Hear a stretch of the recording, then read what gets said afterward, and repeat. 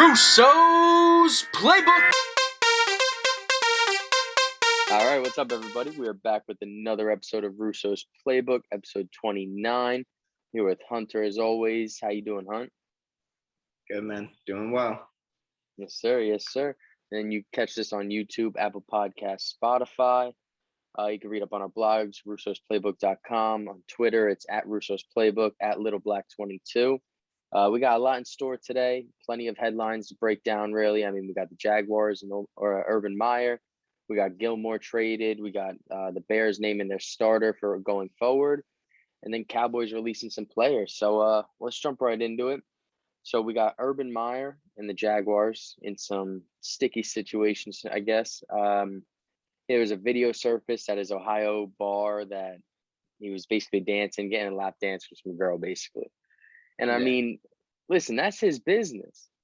But when Trevor Lawrence is trying to ball out and you're the headline after Sunday or after you play, I mean, it's just not looking good, and that's not your first time.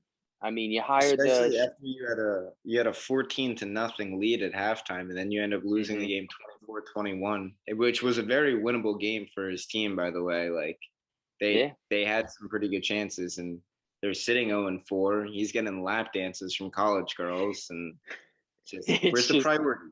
It's a bad look. It's a bad look all around, and it started when you hired him. I mean, he hired a strength and conditioning coach who had a previous, history of racism. Then he was bringing in Tebow at tight end, which he's never played before in the NFL. It was basically a circus act. Then you had running practices late as if it was college. You thought nobody would say nothing. Now, of course, they go, Coach, we leaving, dog. That's how they respond. Yeah. So you got penalized for that. And then, of course, this video at the bar. I mean, at what point do you say, you know what? I don't think you're suited for this. You go to USC like I'm sure you want. Let's move on, part ways. Like, dude, he's the definition of a college football coach. You know what I mean? Like, I didn't really think he had too much business being in the NFL. I thought, sure, like he should be given a shot. He's a legendary coach, whatever. But it's kind of funny to me, like this like out of everything, this reminds me of like the Step Brothers interview. Like, the movie Step Brothers, where like they're sitting, they're like chilling, and then like Dale rips out a fart, and like the guy who's interviewing was like, you know what, the tuxedos kind of seem fucked up now. Like, that's all I can think about when it comes to like him bringing in Tim Tebow as the tight end. Because at first everyone was like, hell yeah, man, like Tim Tebow, like I can't wait to see it. And now everyone's kind of looking back and like backtracking everything that he did, and they're like, you know what, doesn't really make too much sense anymore. Like I don't understand why he's wearing the tuxedos to the interview kind of thing. But it's just it's absolutely ridiculous at this point. The Jaguars, I mean, they're not that bad of a team. Like, against the Bengals, that was a winnable game, like I just said. They have a great running back in James Robinson. They have young talent with Trevor Lawrence. Even their defense, I mean, their defense, their front end, very, very good. So obviously, it's just something's wrong with that team, and I think everyone's pointing the finger at who we expect it to be, and it's him, man. It's got to be the coaching. That's what this is all coming down to now. Yeah, rightly so. I mean, he deserves the blame, and when you're the headlines after the games, that's a problem. And when you're a headline the whole off season after drafting number 1 pick Trevor Lawrence, that's a problem. I mean, it's as simple as that. That's how I look at it. And you just can't have that problem, especially with the rookie coming in trying to learn and develop. Yeah, for sure. But we'll move on to our next topic, which is Stephon Gilmore being traded to the Panthers. It was first said that they might just outright release him, which, I mean, would have been crazy to me, but at least. But, like, I mean, they send him to the Panthers, 6th-round pick, I believe it was. And my only question, are the Panthers legit? I mean, can Christian McCaffrey, Sam Darnold, and that defense actually do some damage? So, I mean, right now they're tied for first in the NFC South. It's them and the Bucs. They're both 3-1, and Saints are 2-2, and Falcons are 1-3. So technically they're tied for first, I guess, if that's how you look at it. Or they would be second if you want to put it that way. Are they legit? I think they'll have maybe a winning record or 500. I expect them to be 500. If they have over a 500 record, I'd be impressed. They haven't really played too crazy of teams, in my opinion. I mean, when they were 3-0, they beat the Jets. No offense. a couple other like just teams that Got they're our like first I guess win. yeah, it's true. But they just lost to Dallas. What was it, like 36-28? Yeah. So I mean, I think it's a little bit too early to say that they're the real deal, but they're winning. They're getting it done. Sam Darnold looks great. Christian McCaffrey looks great when he's a little bit on the injury prone side again this year. Hoping he can figure that out with like the whole hamstring and everything. But altogether, like that's not a bad offense. That's not a bad team. It's very young. It's a very young team. So as of right now, I want to kind of leave out of that part of the conversation, but I will say that they are an above average team. How about that? Very Not nice the way real of deal, saying above it. average. Very nice way of saying it don't matter. They're not winning nothing. So Yeah, they're not winning the Super Bowl. I'm putting it that way. yeah. I definitely agree with that. I don't think they're winning the Super Bowl, but I think they could be. I don't know. I think obviously, like you said, we have to see them play tougher opponents. It's that simple. Like when they play the Bucks, then we'll see how they really can match up. But Mhm. I think they definitely got some pieces, and then the head coach and the offensive coordinator, Joe Brady, Matt Rule. I mean, they're dominating. They're showing everybody why you should have picked us as your head coach and OC. I It's just agree. great to see as well. Yeah, I agree. Both of their head coaches or their head coach and their offensive coordinator, like you just said, are probably two of the better ones in the league. I really do like Joe Brady a lot as an offensive Yeah. coordinator. I liked him back when he was at LSU. And he again is another young coach. He's relatively on like the younger side. Matt Rules said he's doing what he said he was going to do. He said, "I'm going to come in, transform this entire team around, and I'm going to make this team and show it like what it's worth. You just got to give me some time." And he's done it so far, and he's come up with the best ways to use the assets that he has, if that makes sense. Like with Sam Darnold, he was able to get Sam Darnold back on, kind of back on track, in my opinion, and kind of clear out whatever mind he left with the Jets. With Christian McCaffrey, obviously, that's a generational player, both when it comes to receiving and rushing, but he knows how to use them. And like I said, they still got like some other like wide receiver talent within like Curtis Samuel, Robbie Anderson, all of these other players who they can still depend and count on. But I do give more credit, like I said before, like Urban Meyers, kind of the issue that's going on with the Jaguars. Matt Rule and Joe Brady are kind of exactly what's going right with the Panthers right now, because they haven't really changed up much of that team except for bringing in Sam Darnold and Robbie Anderson a year ago. So for now, I mean, it's kudos to them because they really did turn that program around. Yeah, and you could look back at Matt Rule from Temple to Baylor. Temple, when they were almost nothing, made them competitive. Baylor, when they couldn't compete for bowl games because they were suspended, ineligible, whatever, for what they had to do, and he still turned them around to be a powerhouse, winning games. And then obviously he goes to the Panthers and he does this thing. And funny story, obviously I'm gonna tie it into the Jets. The Jets actually wanted to hire Matt Rule. But when they're going to hire him, they told him, we're going to pick your offensive defensive coordinators. Matt Rule said, if I got one shot at this, why the hell would I let you pick my people? And so he went with the Panthers instead. We went with Adam Gase, who we paired with Greg Williams, and the rest is history. Obviously, I'm happy with Robert Saleh. Can't look back. But, I mean, that right there tells you it all. Yeah, seriously. He knew what he wanted and wanted to establish, and if he couldn't have the pieces he wanted to bring it to put into place, he wasn't going to do it. He knew he would have one shot at this, and he banked on himself. So good for him. Yeah. Seriously, man, says a lot about him as a person and as a coach as well. Just he's betting on himself every single time around. He doesn't want anyone to do it for him. I love that. Yeah. And another coach that ain't really betting on himself. I think he's up and down. He's inconsistent, and that's Matt Nagy, who is now coming out and saying Justin Fields is the starter going forward. I mean, what? Well, we were 3 talking days about ago, he was saying it was Andy Dalton. Exactly. Like, I don't know. This guy needs to. The GM, I think it's Ryan Pace still. He needs to come down and go, Matt, please. I'll get somebody to speak for you. Tell them what you want to say, but you got to cut it out, though. You can't be in front of the press anymore. Yeah. I mean, this is just absurd what he keeps saying and doing, switching back and forth. Make up your mind. At some point, you're going to – they say when you have two quarterbacks, you don't have any. So, I mean, make up your mind. Be decisive on who you think it is, and let's roll with it. Yeah.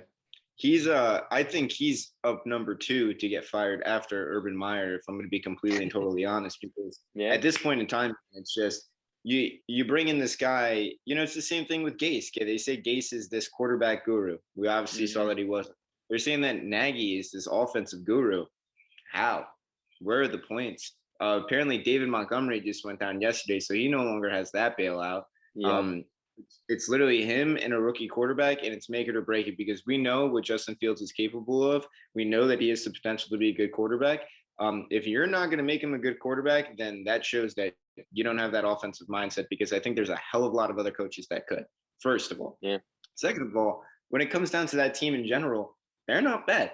That's not a bad team. I'm a big believer on defense wins championships. I still believe that Chicago has continued to have such a great defense for the past, I don't even know how many years. Maybe it's like 10 at this point. Yeah. They need help on offense. And if you can't figure out the way to help them, then you aren't the answer. And I think he's got to go next. He's already putting his foot in his mouth. He's already saying outlandish things like Andy Dalton's going to be the starter and then coming back out. The Bears social media, they like people who run their social media are probably just so confused at this point. They're like, they're tweeting Andy Dalton's QB1, and now they're tweeting this guy's QB1, and they don't even know what's going on, man. But at the end of the day, last week he was saying Nick Foles is in the mix to start. What are we doing here? And something crazy, I read this on Twitter. Nick Foles apparently went up to Matt Nagy and said that they had an offensive issue. So out of anyone to be able to do it, and it's Nick Foles, your third string quarterback, and shout out to Nick Foles. We love him, right? Nick Foles is a great guy. I hope that Nick Foles retires one day and becomes like a college football coach or something, and he does fantastic. And I can't wait to see this guy's future. But if you got Nick Foles, Super Bowl champion, Super Bowl MVP, who's now a third string quarterback, coming up to you and telling you that he doesn't think you got it anymore, or that you're doing things wrong, something's got to be up, man. Yeah. Something's got to be up. And Nick Foles is a very humble human being. Like, he's a very down-to-earth guy. So for him to be the one that, like, they choose to be like, yo, you got to go and tell coach, man. Like, you got to let coach know, dog. He's bugging. And for him to actually go up and be like, you know what, I think I do. Like, I think it speaks for itself, man. Bears have a promising future ahead of them with Justin Fields, but they cannot screw this up right now. They got to get the ball rolling. They got to make things right. They got to get him in, playing situations, and they got to give him a chance to win. It's got to be all around fair for Justin Fields, and it's got to be a playbook that's going to work around him the same way that the Ravens did with Lamar Jackson. The Ravens opened up their playbook and was like, hey, this is what we're going to do because this is what you're good at. And it works out perfectly for him. Justin Fields, I'm not saying that he's Lamar Jackson. I'm just saying he's similar where he can burn you on your feet. He's got a great arm. He's a pocket passer. He's good all around the field. Figure out the way to use him, figure out a playbook that's going to work for him, because as soon as you do that, I think you're going to start to see all of these other players start to fit in around him. Basically. Yeah, 100%. I agree 100%. And just to harp on, that defense has been elite. So you wasted a lot of good years the past few years with Mitchell Trubisky. You got to get it right with Justin Fields, and you got to let him rip it. Got to let him. And then some other news. The Cowboys released Jalen Smith.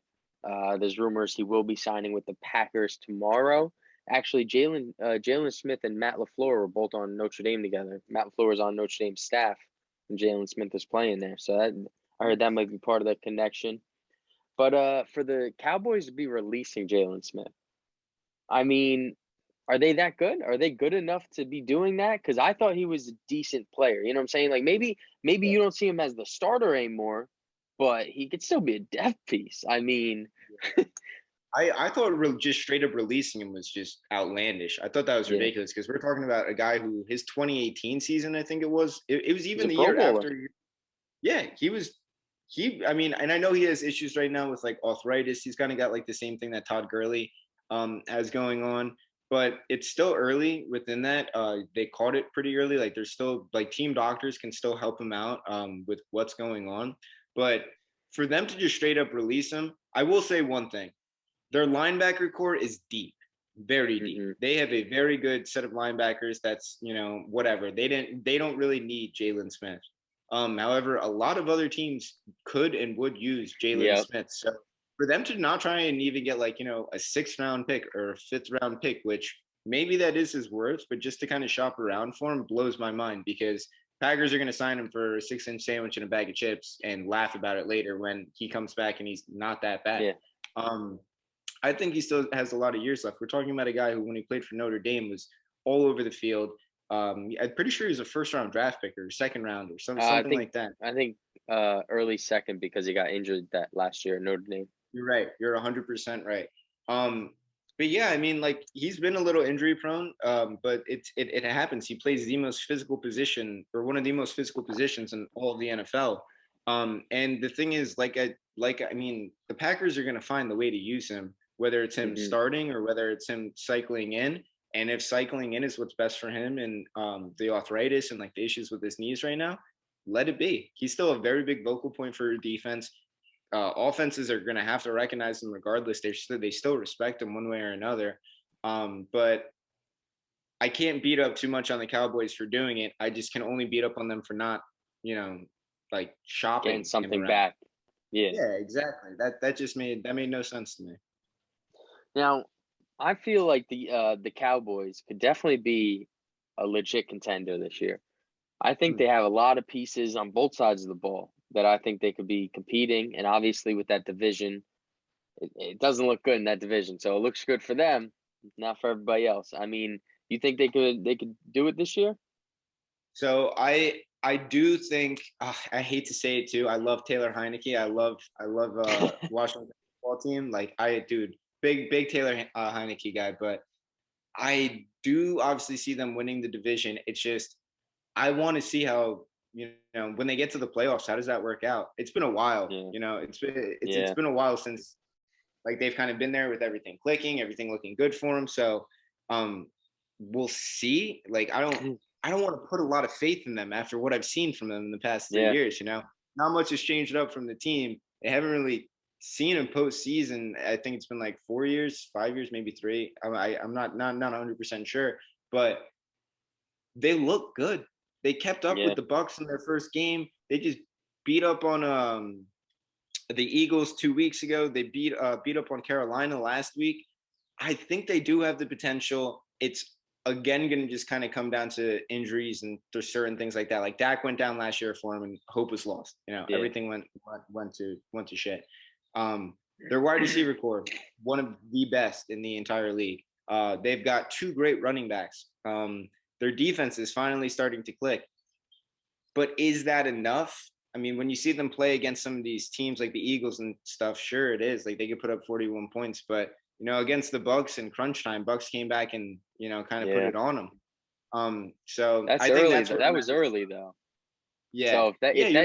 If this defense keeps growing, I think it could be huge for them. Yeah.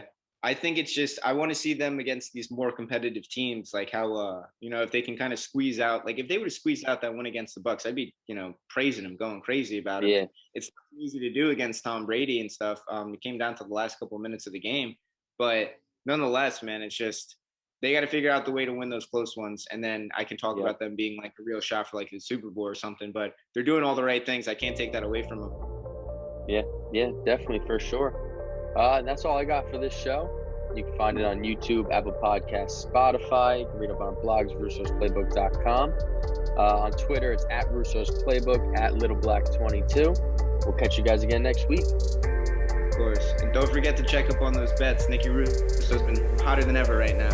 Yes, sir. They've been hitting.